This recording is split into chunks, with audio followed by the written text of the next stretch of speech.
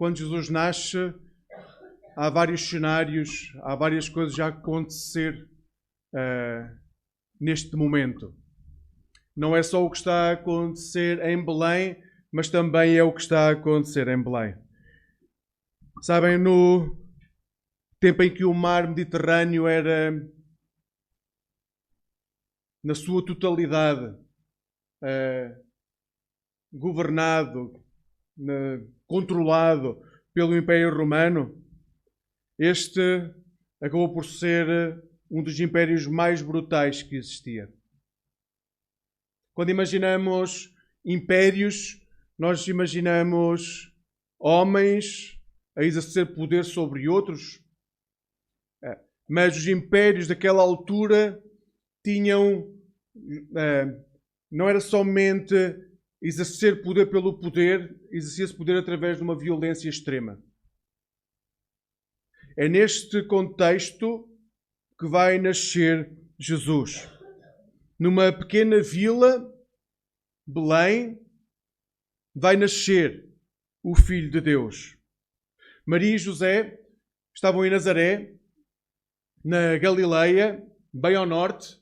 Vão fazer 150 km a pé, porque o imperador decide que tem que haver um recenseamento. E os recenseamentos naquela altura serviam para uma única coisa: para controlar o número de pessoas por causa dos impostos.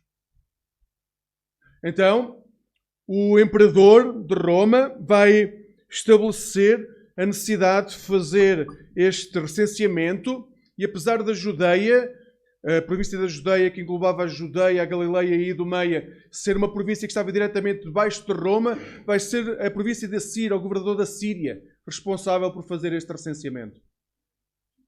E, neste momento, Maria e José têm que descer da Galileia, bem ao norte, passar por Samaria, ir até à Judeia, Belém, que era a terra de José, para fazer este recenseamento.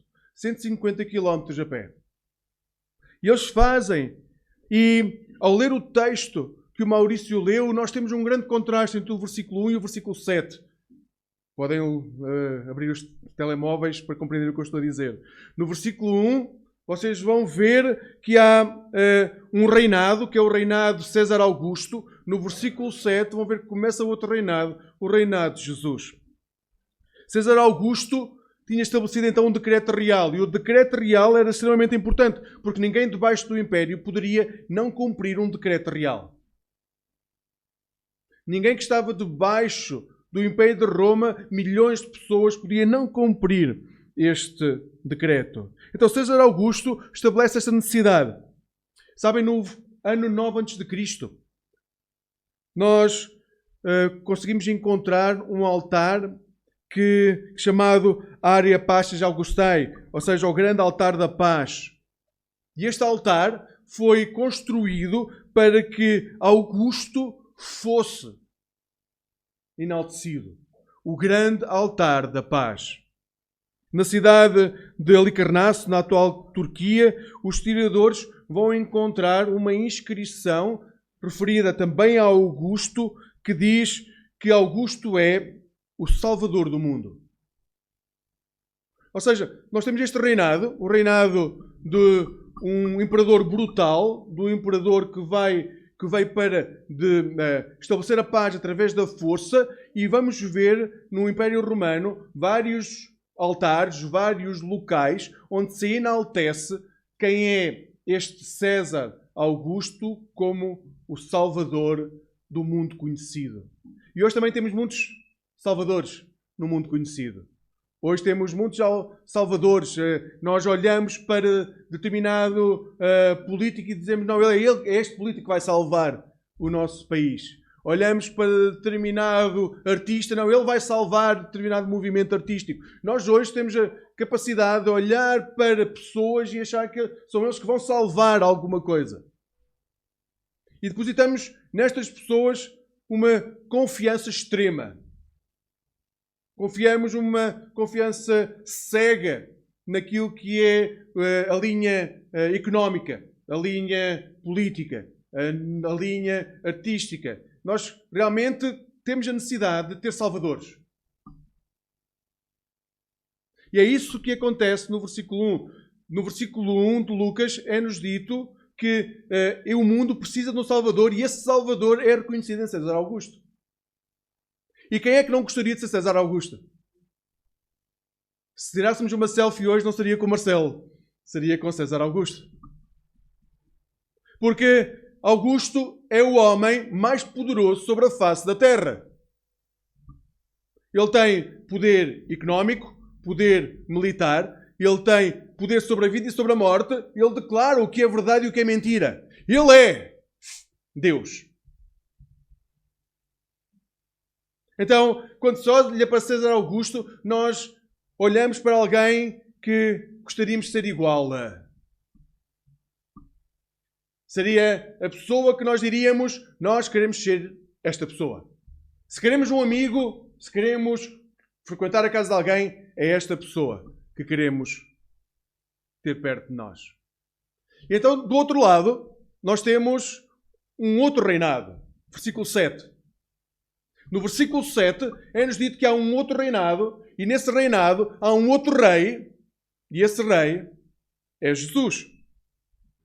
Nasce de uma família humilde, e sejamos sinceros, se quisermos visitar a casa de alguém, não será a casa onde Jesus está a nascer.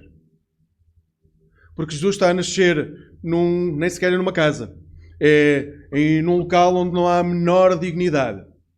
E eu sei que nós gostamos muito de romantizar o nascimento de Jesus, já que bonito, um estábulo, como se comprássemos no Booking uma estadia de uma semana para estar naquele lugar. Não estaríamos lá. Porque uma manjedoura são pedaços de madeira no qual se metem palha em cima e não é nada de extraordinário nem confortável. Um estábulo, não sei se já visitaram um estábulo, mas cheira mal. Não tem conforto, não há WC privativo. Não há nada, é miséria, falta de dignidade pura. Por isso, se tivermos que visitar a casa de alguém, provavelmente gostaríamos mais de ir a Roma, ao palácio onde estaria Augusto, do que àquele lugar pobre e humilde onde está Jesus. Mas neste início de celebração, é o desafio que eu vos deixo. Qual é a casa que pretendem frequentar? A do reinado, do reino de Augusto, ou do reinado e do reino de Jesus? Porque o reino de Jesus não é nada glamouroso. Não vos vai colocar tapetes vermelhos à frente. Não vai colocar sobre vocês os holofotes e as câmaras. Não é nada disso. O reino de Jesus, o local que vamos entrar, onde nos encontramos com Jesus, é todo o lugar onde há pouca dignidade, onde há dor e sofrimento e onde é preciso chegar à esperança.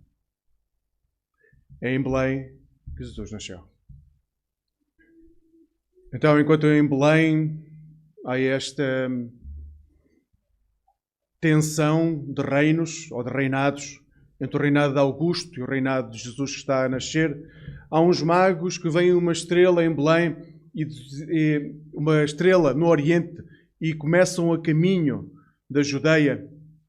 E o normal é pensar que se um rei vai nascer, ele deve nascer num palácio real. E o palácio real na Judeia encontrava-se em Jerusalém, e é para lá que eles vão. Eles vão ao caminho de Jerusalém e entram e vão falar com Herodes e dizem que nós queremos saudar o rei que está a nascer. E Herodes diz, pois bem, não há rei nenhum a nascer.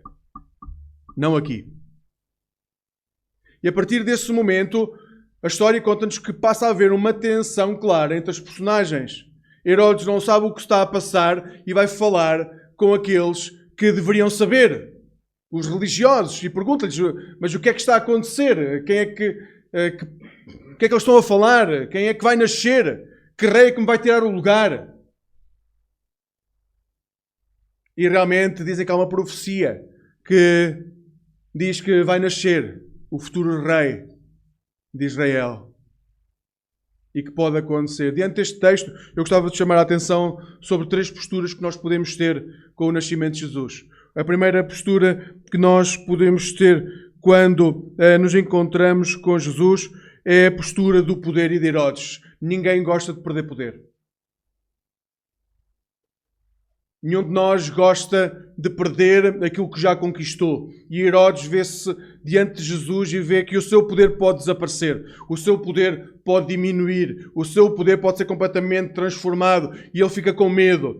E nós normalmente ficamos com medo quando perdemos poder. E não é só o poder de poder governar um país e deixar de governar o país. Nós temos medo de perder pequenos poderes da nossa vida, perder pequenos controles. E pode ser o controle de educar os nossos filhos, pode ser o controle de ter um relacionamento saudável, pode ser o controle, sequer, de termos poder sobre o nosso próprio corpo. Todos nós gostamos de ter poder e a falta de poder deixa-nos com medo. E diante dessa falta de poder, o que o texto nos diz é que Herodes reage com violência. Normalmente é isso que acontece quando nós perdemos poder. Nós passamos a agir com agressividade.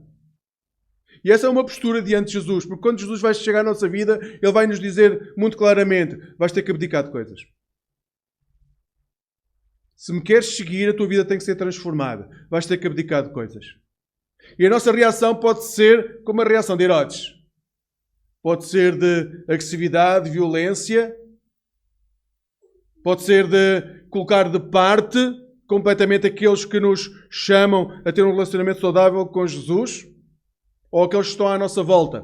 Então, diante de Jesus, nós vamos perder poder e a nossa reação pode ser como a reação de Herodes. E pensem na vossa vida, se não tem sido assim. Quando alguém vos diz que não é esse o caminho, quando alguém vos diz que há coisas que têm que abdicar, como é que reagem? Se reagirem com agressividade, há muito de Herodes em vós. Não estarão dispostos a abdicar. Outra reação possível diante do nascimento de Jesus é a reação dos escribas e dos fariseus. Estes homens estudavam a Bíblia e conheciam a Bíblia de trás para a frente. Eles tinham que saber o Antigo Testamento de cor. E eles, diante do nascimento de Jesus, ficam completamente impávidos e serenos, completamente indiferentes àquilo que está a acontecer. E nós temos de ter o cuidado, porque muitas vezes nós, diante de Jesus, ficamos assim, completamente indiferentes. Jesus está diante de nós, Jesus está neste lugar, nós acreditamos que Ele está aqui e nós agimos como se Ele não estivesse. Jesus está a nascer em Belém. Há aqueles que vão ao encontro dos religiosos e os convidam a refletir sobre aquilo que está a acontecer. Eles transmitem a profecia e depois continuam a vida como se nada fosse. Nós hoje sabemos que Jesus nasceu, morreu, ressuscitou, ascendeu aos céus e tendemos a continuar a nossa vida como se isso não tivesse acontecido. E também, neste ponto, convido-vos a olharem para a vossa vida e ver qual é o grau de indiferença que têm em relação a Jesus. Sabem, se percorrerem a Bíblia, há muitas coisas que nós fazemos que a Bíblia não diz que nós devemos fazer. Como igreja, como discípulos de Jesus. Mas há muitas coisas que a Bíblia diz que nós devíamos fazer que nós não fazemos. Então, se acham que não estão indiferentes, convido-vos a ler, basta lerem Mateus, ou os Evangelhos, e apontarem numa folha. Jesus diz à sua igreja para... escrevam. E no final vejam qual o grau de compromisso que têm com os mandamentos do Senhor. E aí vão ver se realmente estão indiferentes ou não. Porque a nossa primeira reação é a reação do poder. Quando nós somos confrontados com a realidade, nós dizemos, não, nós não fazemos nada disso. Nós somos discípulos comprometidos. Mas depois, quando começamos a analisar, nós vemos que provavelmente a nossa reação é uma reação de agressividade porque nos sentimos acusados, mas somos muito parecidos com estes escribas. Nós continuamos a nossa vida como se Jesus não estivesse presente. E há a terceira reação que eu vos quero chamar a atenção deste texto, que é a reação dos magos. Os magos eram sábios, eram académicos daquele tempo, que estudavam tudo aquilo que havia para estudar. Desde a literatura, às profecias, aos céus, às estrelas. Eles estudavam tudo aquilo que havia para estudar. E eles veem que há uma estrela fora do normal, que os parece estar a encaminhá-los para um sítio. E eles saem do seu conforto, percorrem e vão para Jerusalém. Chegam a Jerusalém, veem que não é ali que têm que estar, continuam a sua viagem e depois oferecem ouro, incenso e mirra. E nós ficamos presos nessas prendas como se isso fosse realmente o que é importante. Não é. O que é importante é o coração da adoração que eles levam consigo. Porque assim que chegam ao local, eles adoram o menino. Se nós não conseguimos adorar Jesus na nossa vida, realmente nós ainda não fizemos a jornada para ir ao encontro de Jesus. Podemos estar misturados na multidão, podemos de vez em quando ver o milagre, podemos até conhecer as histórias, mas nós ainda não fomos para junto de Jesus em adoração. E é isso que vos convido a fazer neste Natal. Adorem Jesus como vosso Senhor e Salvador. Façam o caminho que os magos fizeram. Ultrapassem as dificuldades que os magos ultrapassaram e cheguem ao pé de Jesus e adorem o seu nome.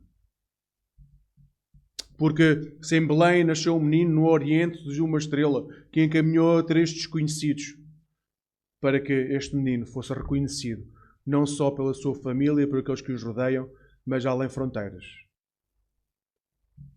Possas levar a adoração a Jesus ao longo da tua vida.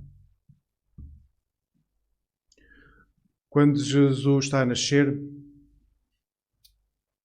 há à volta de Belém homens que guardam rebanhos. E estes homens vão receber uma notícia extraordinária. Lucas diz que logo que isso aconteceu, os pastores correram para Jerusalém, para Belém, para adorarem também o menino.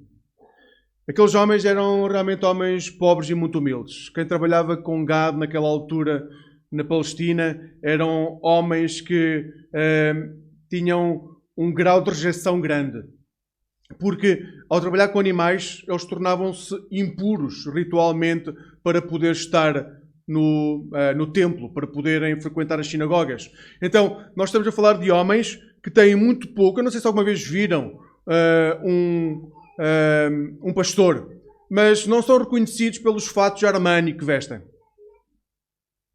São pessoas pobres, humildes, que têm que trabalhar todos os dias se querem ter comida, se querem que os animais sobrevivam. Então nós estamos a falar de homens que precisam daquele sustento. Mas quando surgem os anjos e falam, e o anjo fala com os pastores, é impressionante, porque eles largam tudo o que têm, por muito pouco que fosse, para ir adorar o Senhor.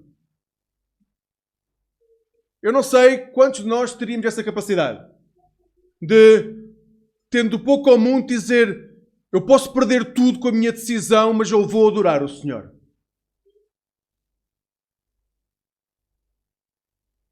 Ao início falávamos que nós romantizamos muito o nascimento de Jesus, mas fazemos-lo regularmente em todas as situações, porque hoje estamos muito confortáveis em vir à igreja celebrar o culto ao domingo. E isso não mostra nenhuma fé em Jesus. Não é isso que mostra fé em Jesus. Nós podemos vir ao domingo porque nos sentimos confortáveis entre amigos, podemos vir ao domingo porque até gostamos da ideologia que está por trás do cristianismo, podemos vir ao domingo porque por tradição, e isso não significa que em nós haja fé em Jesus.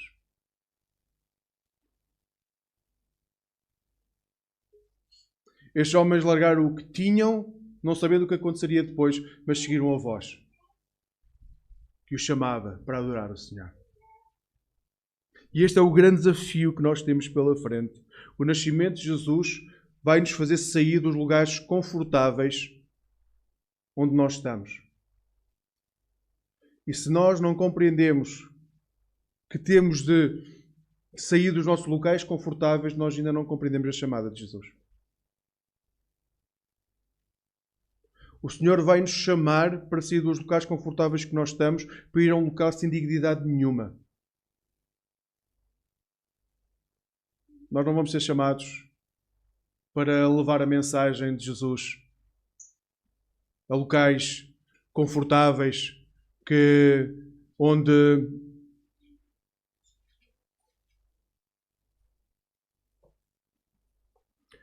nós não vamos ser chamados a locais confortáveis, onde vamos ser muito bem acolhidos. Podemos ser convidados para chegar a esses lugares. Mas se virmos qual é que é a chamada de Jesus para o seu ministério, nós vamos compreender que é um engano permanecermos aí tempo demais. Porque onde nós devemos estar é onde a pobreza tira dignidade às pessoas, onde a dignidade retira a vida às pessoas, onde há pobres, órfãos, viúvas, onde há pessoas que não têm poder sobre si mesmo, numa prisão, num lar.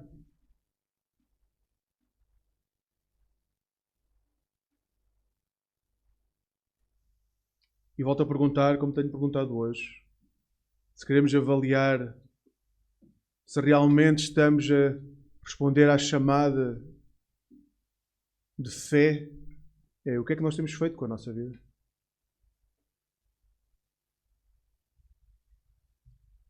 O nascimento de Jesus tem muito pouco de romântico. O nascimento de Jesus é um abanão às nossas vidas. É dizer, o Deus que vivia no céu e na terra veio ao vosso encontro para vocês não permanecerem iguais, para a sociedade onde vivem não permanecer igual. E o que é que fazem vós com isso? O que é que a Igreja de Cristo faz com esse poder que lhe é dado? O que é que cada um de nós, discípulos de Jesus, faz com essa alegria? Aqueles pastores largaram tudo. O que é que estamos nós dispostos a largar? Este é o último texto que está para vós hoje.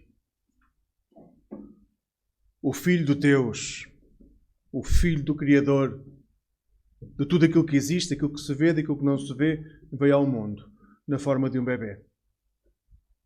E nesse momento, o mal, Satanás, o diabo, a serpente, sabe que o seu reinado está a chegar ao fim. O seu império de mal está a chegar ao fim. Esta criança não pode nascer para que haja redenção. Então o que o texto diz é que há uma batalha celestial entre o bem e o mal. Porque o diabo, Satanás, está completamente desesperado com o nascimento desta criança. Esta criança vai lhe tirar todo o poder. Esta criança vai possibilitar que os filhos de Deus possam descobrir de novo o caminho para casa.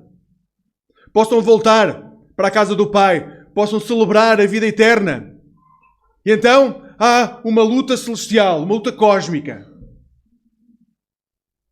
E nesta luta cósmica, o que encontramos é os anjos de Deus a lutar com os anjos de Satanás e os anjos de Deus a vencerem. A batalha foi travada. O mal perdeu. Não mais terá poder. Nós contamos muito a história do que acontece na Terra, mas o que verdadeiramente é importante no Natal é o que acontece no céu. A nossa vida foi conquistada neste momento. A partir deste momento, já não há como impedir que o Senhor Jesus possa percorrer o caminho que tem de trilhar para que cada um de nós possa ter uma vida eterna. Quando dizemos que realmente o Natal e a Páscoa são fundamentais na vida do cristão, é por isso, é porque quando chegamos a estes momentos, nós temos a consciência de como Deus, enorme, incompreensível, que nós não podemos abarcar com a nossa consciência, se torna um ser humano para que nós o possamos compreender. Para que nós possamos olhar para alguém e dizer: o nosso Deus é assim e o nosso Deus é Jesus. E isso é possível, porque neste dia, enquanto Jesus estava a nascer, enquanto os magos vinham do Oriente, enquanto Herodes e o poder central de Jerusalém queria matar Jesus, enquanto os pastores humildes largam tudo o que têm e vão àquele lugar, enquanto isso tudo acontecia no céu, a batalha estava a acontecer. E o bem prevaleceu.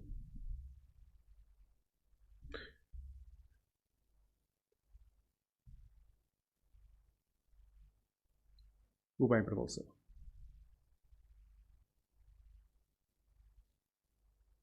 Miguel e os seus anjos lutaram com o dragão. E eles venceram, diz o texto, pelo sangue do Cordeiro. Eles venceram pelo sangue do Cordeiro. E o texto diz, colocando de lado o amor que tinham a si mesmo, porque amavam mais aquilo que era a vontade de Deus. E este é o meu desejo para vós neste Natal. Que possam colocar de lado o amor que têm por vós mesmos, colocando a vontade de Deus acima daquilo que são os vossos desejos. Porque só assim hoje continua a ser possível vencer o mal. O mal foi vencido no céu, a luta cósmica já foi travada, está garantida a salvação dos filhos de Deus. Mas no nosso dia a dia nós continuamos a ter que lidar com esse mal todos os dias, em nós mesmos e naqueles que nos rodeiam. E a única forma de vencer o mal é colocando de parte o amor que nós temos a nós mesmos para amar mais a vontade de Deus. Que neste Natal possas encontrar-te com Jesus. Vindo do Oriente com todas as tuas riquezas, vindo das Campinas com toda a tua pobreza. Que neste Natal possas chegar ao pé de Jesus e adorar simplesmente porque Ele é. Não por aquilo que Ele te deu, não porque tens uma vida como gostavas de ter, não porque tens grandes projetos, não porque és muito abençoado com tudo aquilo que imaginaste. Não é por isso. Nós somos chamados a adorar a Deus por aquilo que Ele é, não por aquilo que nós temos. Não por aquilo que nós alcançamos. Muito pelo contrário. O que este texto nos diz é as pessoas que foram a Belém largaram o que tinham para ir adorar no Então que possas adorar Jesus neste Natal. E por fim, que possas colocar os teus olhos na eternidade, porque a batalha foi travada e foi travada por cada um de nós. Jesus vem ao mundo por cada um de nós. Há uma batalha no céu para que Jesus possa nascer. E quando Jesus nasceu, Ele já sabe, já está delineado nos desígnios de Deus que Ele vai ter que morrer naquela cruz. E Ele vai morrer por cada um de nós. E é o sangue do Cordeiro que dá a capacidade àqueles anjos e a cada um de nós de poder vencer o mal com o bem. Então, que neste Natal possas ter uma visão gloriosa dos céus, na presença daqueles que estão à tua volta, que é a Igreja, a noiva do Cordeiro. Que Deus nos abençoe neste Natal.